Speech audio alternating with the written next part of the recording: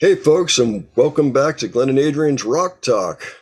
Adrian, it's been a month. Sorry about that. Although I did get to That's see okay. you in person over the holidays, and that was Yeah, great. yeah, that was good. Yeah, It's nice it seeing was what was good to going on have up you up there. here.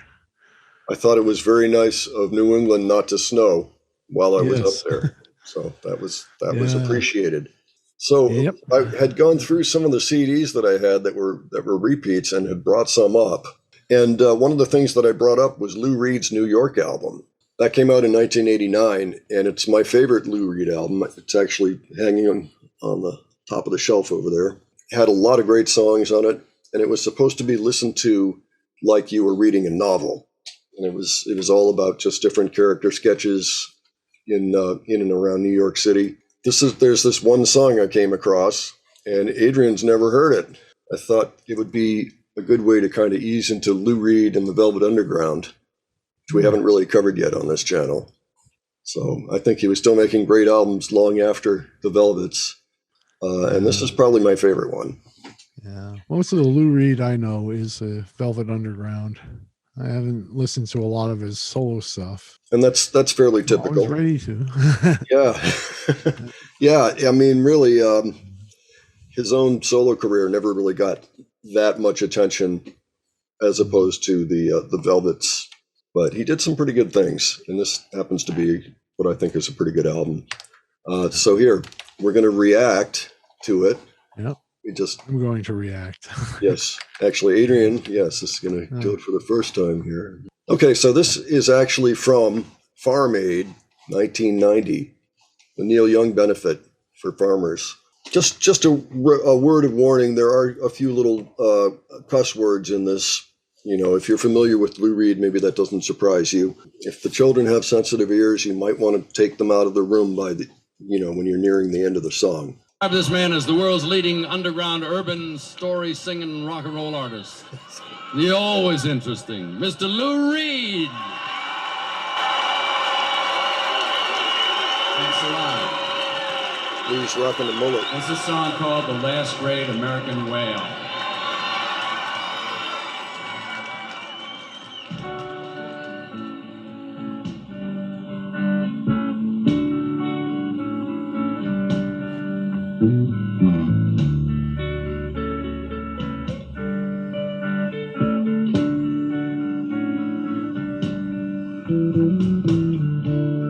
They say he didn't have an enemy. His was a greatness to behold. Was the last surviving progeny, the last one on this side of the world. Measured half a mile from tip to tail, silver and black with powerful fins. They say he could break a mountain in two. That's how we got the Grand Canyon. Last great American whale. Last great American whale. Last great American whale. Last great American whale. So Adrian, wait a minute. I got to stop this here. Sounds very, very folk-like. I think in the beginning of the song, I started thinking of Sweet Jane because it's almost the same kind of riff. But yeah, I've noticed Lou Reed seems to use music, as a facility the same way that Bob Dylan does sometimes, where it really just kind of runs underneath whatever idea he's got that he's written about, and he's written a few pages about in his notebook. So it ends up really, really long, but it'll be, a couple of chords. But this kind of follows. It's almost like, did I already say this has almost like a folk-like quality to it? Yeah. Storytelling and. But so he's describing this big metaphoric fictional whale, giant half mile whale long, yes, from tip to tail. A fanciful whale, indeed. So yes. So we're on that side of the story now. As we get past the chorus here, it changes a little bit into a secondary story within. So, no spoilers. All right. Some say they saw him off at the Great Lakes. Some say they saw him off the coast of Florida. You know, my mother said she saw him in Chinatown. But you can't always trust Mom.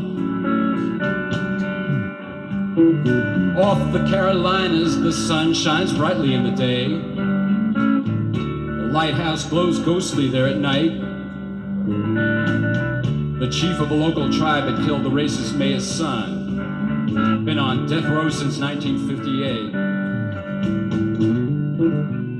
The mayor's kid was a rowdy pig.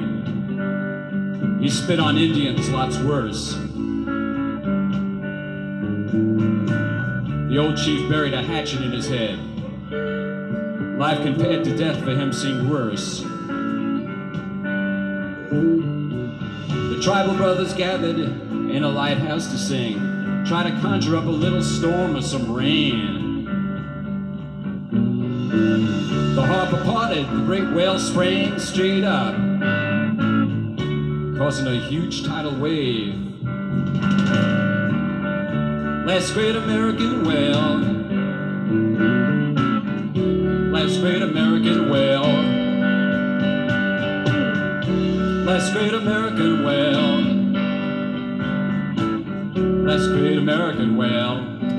All right, I got to stop this again. Yeah. Now this went from this whale, this whatever it is, Something more political. yeah. Suddenly, in nature.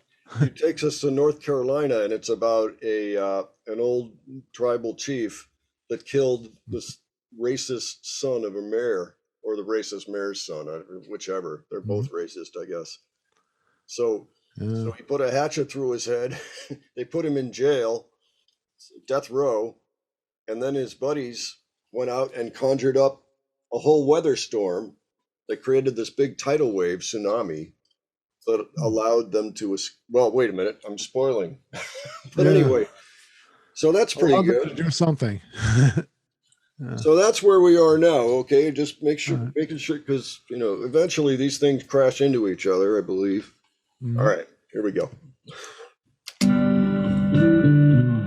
Now, some local yokel member of the NRA kept a bazooka in his living room,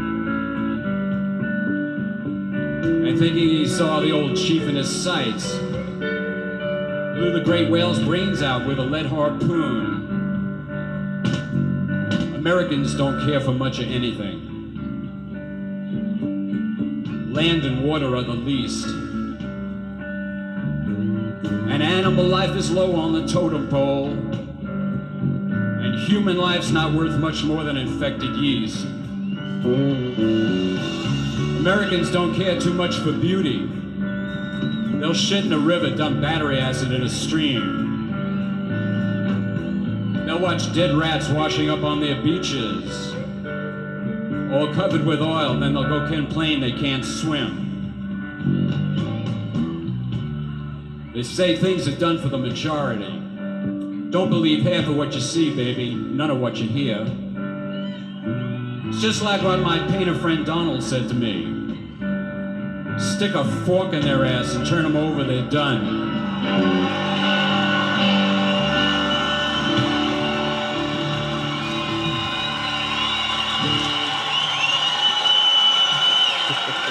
There was a tidal wave, and then there was the story about I'm trying to remember. The guy from the NRA that had a bazooka. Oh, the guy from the NRA, yeah.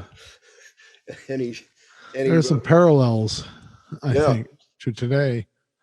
Oh yeah, and, yeah. Well, he went out and he was looking for the chief. He was going to kill the chief, but when he shot the whale instead.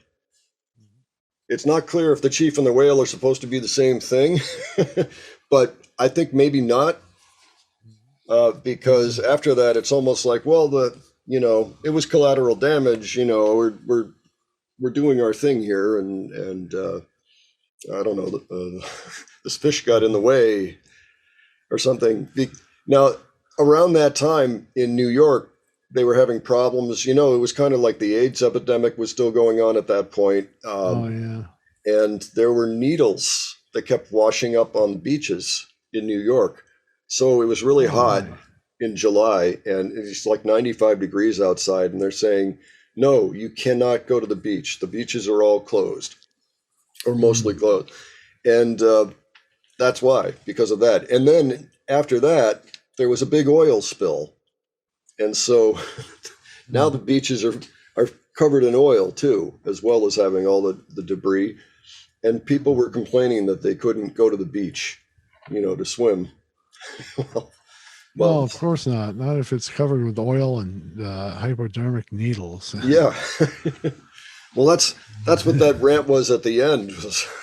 So it was almost like, okay, well, the guy went out, he was going to kill the chief, which, is its own statement in a way, the native people of America.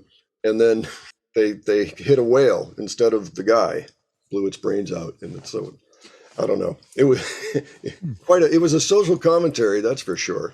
Oh yeah. But it was really creative. Yeah. It was. It's a very interesting story. A lot of the New York album is kind of like that. There's 14 songs, and all of them are some kind of story is being told in it, and they're all pretty good. There's not really a clunker on the album. Yeah. Having heard that, would you? How do you feel about listening to the rest of their CD? Are you like, well, I'm kind of psyched about it. I'm interested. Interested in listening to the rest of it. And I'm sure in the near future we'll probably pull out some Velvet Underground. There was a time that we were both deeply into the Velvets. They released an album called Loaded, which I think was kind of a either leftovers or not quite a greatest hits album, I don't think, but it's kind of what, outtakes or something. No, as a matter of fact, that album is a really good record. However, everything after that kind of was. It's kind of interesting what happened to the Velvets around then. But Lou Reed left after that record. But the reason they called it Loaded was because the record guys wanted him to write hit songs because they could hear the potential in his writing, that he could write hits for the band. And so he said he was going to give them an album that was loaded with hits. And that's where the Loaded comes from. Okay. Yeah. And it's kind of like some of them are kind of bubble gummy almost a little bit, but they're good, or they've got that veneer of bubble gum, and then you realize, no, it's actually a pretty deep I forget crack. Whether I mentioned Sweet Jane in the beginning of it or not. There was some kind of parallel in the riff, kind of. I think I did mention it. Yeah, you did. And as a matter of fact, Sweet Jane is on Loaded. That's the original album. Yeah. We'll do one of those in the near future then. So I hope you all enjoyed our little reaction of this amazing track. And if you did, why don't you let us know in the comments, or subscribe to us, or, you can write hate comments if you like. We'll ignore them, possibly delete them, but you're free to write them if you like. We'll see you next time. Arrivederci.